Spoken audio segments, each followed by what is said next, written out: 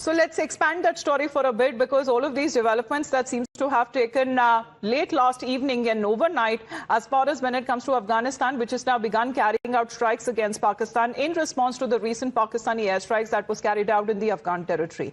Clashes that has now intensified along the Durand Line between Afghanistan and Pakistani forces, which Afghanistan does not recognize, with Afghan security sources now claiming that their forces have captured several Pakistani positions as well, at least 7 of them that they believe that they have seized, where Afghan authorities say that the strikes are in retaliation to the recent Pakistani airstrikes, marking a sharp escalation in the border tensions between the two neighbors. Pakistani military has killed 70 in its operations. As far as when it comes to the developments is concerned, Taliban has now been claiming that at least 55 of Pakistani soldiers have been killed, and Kabul says that at least 19 of those Pakistani posts have been seized.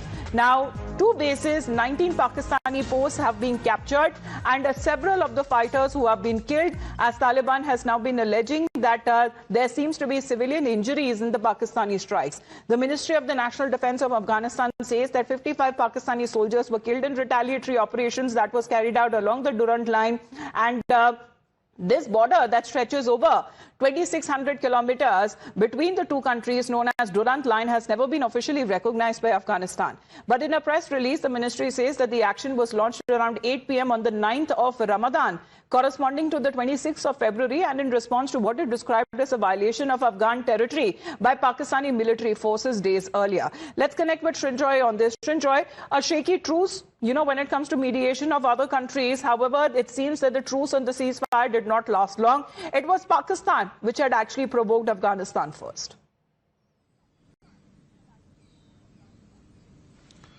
Yes, when you bomb another country's capital city, then it's very serious business. And that's exactly what the Pakistani Air Force did. They bombed the Afghans. It's one thing to have border clashes. It's quite another to bomb another country's capital city. So that's something that the PF did, presumably because it probably felt, the Pakistanis, that fighting on the Afghans on the ground, the Taliban Afghans, would lead to serious casualties. And that's exactly what has happened. But when you bomb a country's capital, it's serious intent. And now the Afghans have hit back. As you rightly said, they don't recognize the Durand Line in any case. And all of this is because of the Tehreek-e-Taliban to a large extent. The TTP has been hitting targets in Pakistan. The Pakistanis allege that the TTP has bases in Afghanistan. The Afghans deny it. So it's a huge mess on the Durand Line. Now, both sides have made claims, and of course, this is the fog of war. You don't know which one is right or which one is accurate to any extent. But the whole point is, how does this end? Yes, the international community will have to be involved. President Donald Trump has already claimed that he has ended many wars. Well, this could add to his list.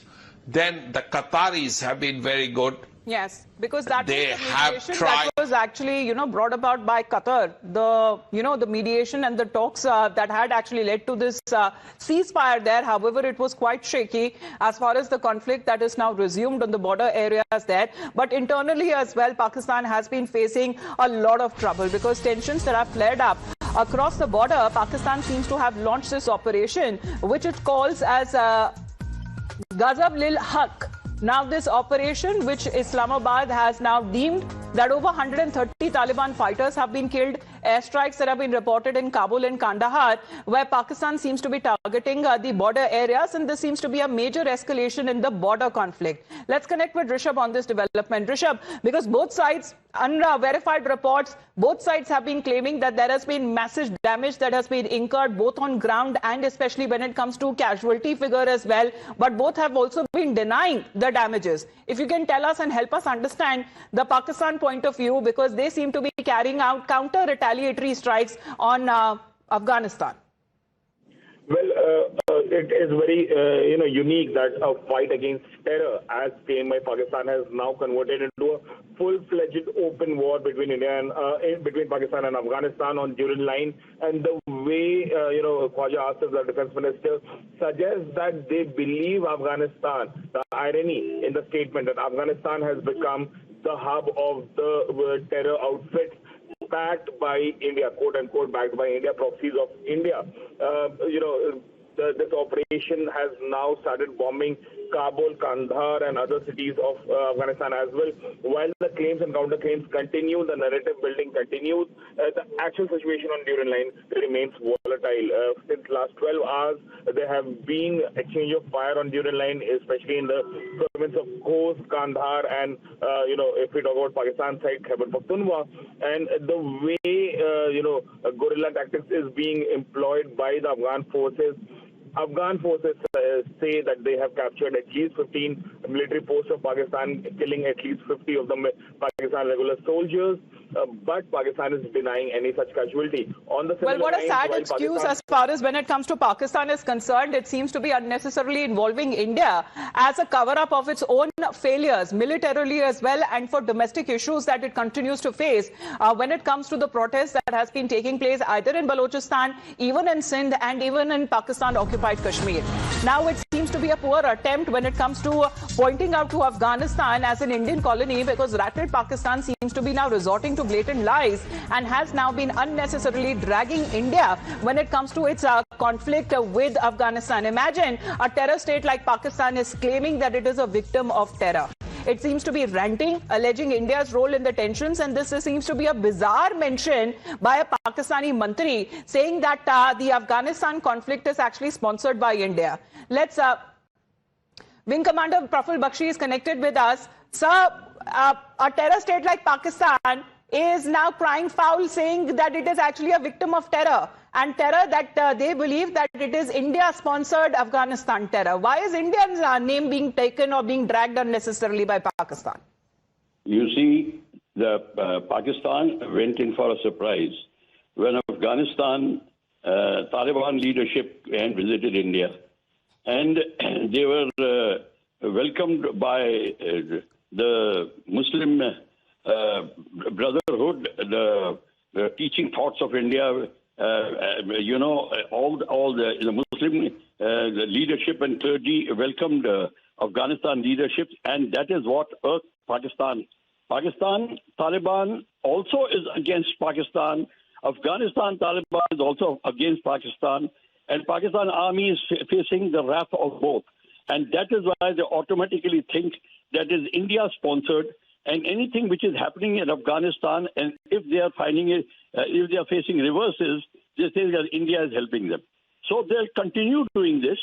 In fact, that was a very good move on part of India to have befriended, and Afghanistan has been a very old friend of India, and India has been helping Afghanistan in various projects. So it's automatically we are building up our relationship with Afghanistan, but that makes Pakistan very, very, worried on this issue. So they will continue doing it. Previously they've done it. They will do it. And if there's a next attack with Afghanistan and if he has faced reverses of anything, both sides of Durand Line, the tribals and the Taliban people and Pashtuns, they are all against the Pakistan Army's atrocities. Absolutely, because the TTP, it has been blaming there as well the internal violence and the unrest that seems to be escalating in Balochistan, in Sindh, and Pakistan-occupied Kashmir. Pakistan seems to be making a sad excuse for a cover-up of its own failures. Bakshi sir, thank you very much for joining in with your point of view. Well, help us understand, Shinjoy, when it comes to the domestic troubles that Pakistan has been facing, clearly unable when it comes to overcoming them and containing them, because now it seems to be making a sorry excuse of dragging India's name unnecessarily. Yes, India is not involved. Very clearly, India, in fact, does not have full diplomatic relations with the Taliban even now. So that must be taken into account. Does India have an ambassador in Kabul? The answer is no. So India has helped the Afghans because the Afghan people had problems. So India sent a lot of grain, India sent a lot of medicines, and more recently, Afghan Taliban leaders have been in India. But the point being made here is by Pakistan is completely incorrect because India doesn't even have serious ties with Afghanistan. And the Afghans have benefited enormously when the Americans departed, because the Americans left a lot of their weapons behind. And all those weapons are with the Taliban army and they are being used.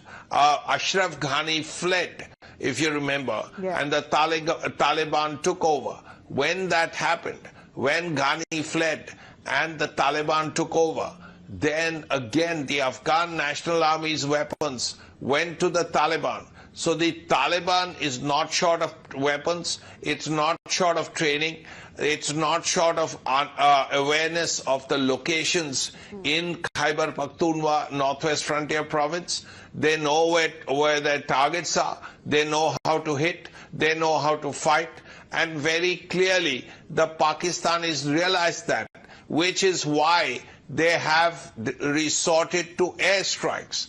Now the airstrikes have been on Kabul, they have been on Kandahar and places like that.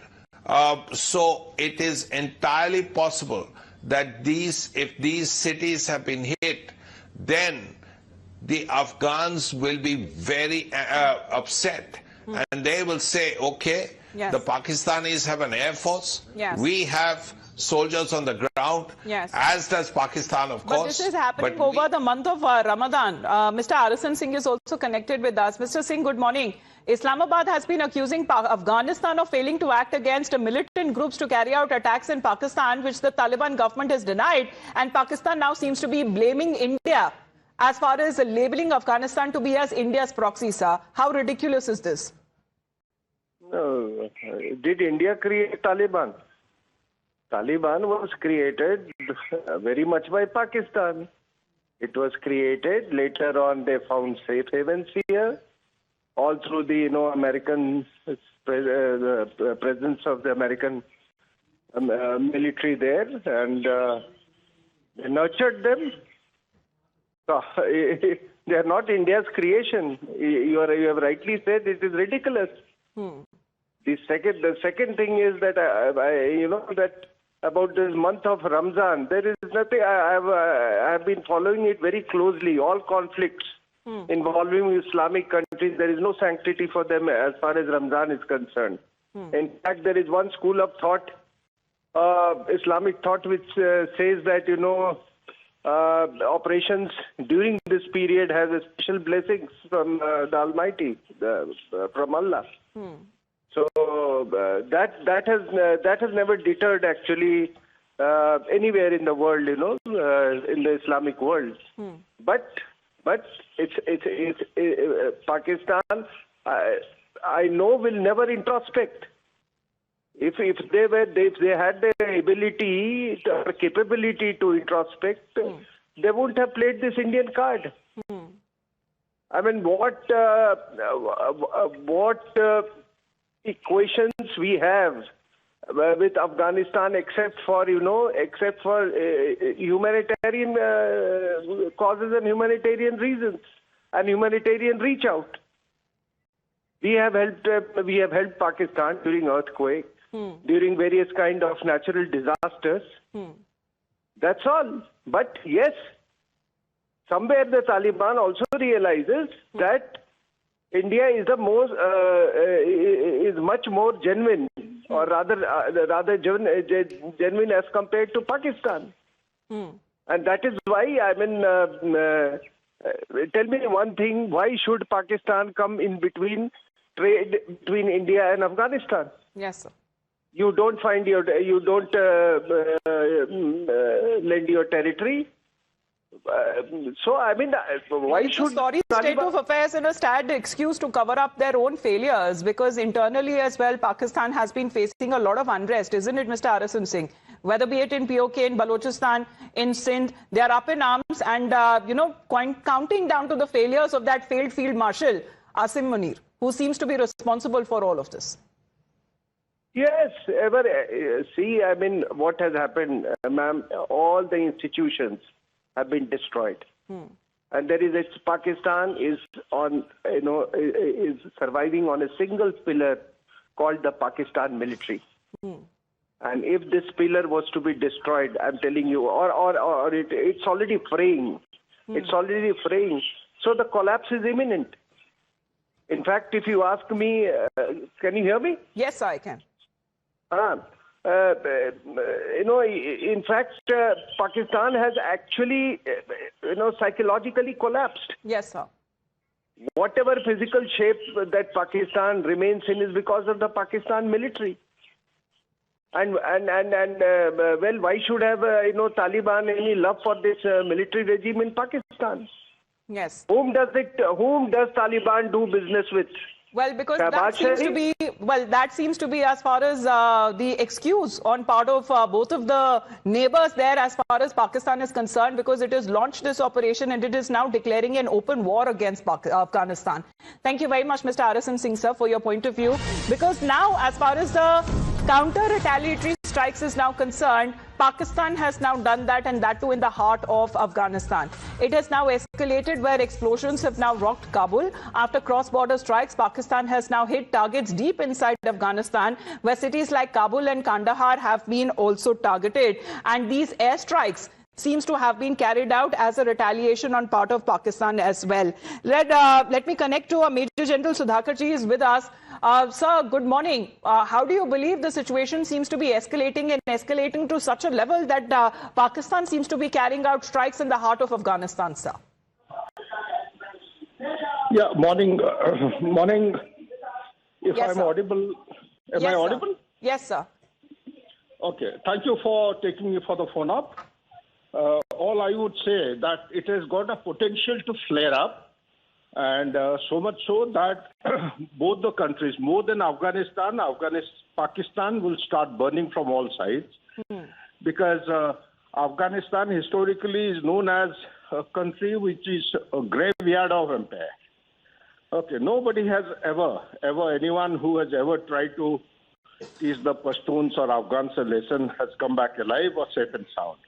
So Pakistan is venturing into a very deadly kind of game, putting its finger in the fire, and it is better that if they exercise restraint. Having said that, just allow me to dilate a couple of issues. First and foremost thing, it is a flare-up which started after the peace process has started. Ceasefire came into effect in the month of October 2025. Right, sir. It is Pakistan which actually went across the border, carried out aerial violation. Aerial violation is taken, as per the military science, is taken as a serious breach of border, and it is a first signature of open conflict. Right, sir. When a country neighbor is actually unleashing an open conflict, the victim well, of the because Pakistan has declared an open war, and Islamabad now seems to be accusing Afghanistan of failing to act against militant groups that carry out attacks in Pakistan, which the Taliban government there in Afghanistan has consistently denied. Thank you very much, sir, for your point of view, and Shinjoy to you as well. We just have to head into a short break, but this seems to be the border escalation between Pakistan and Afghanistan that is now being reported in the latest news update. Back after a short break.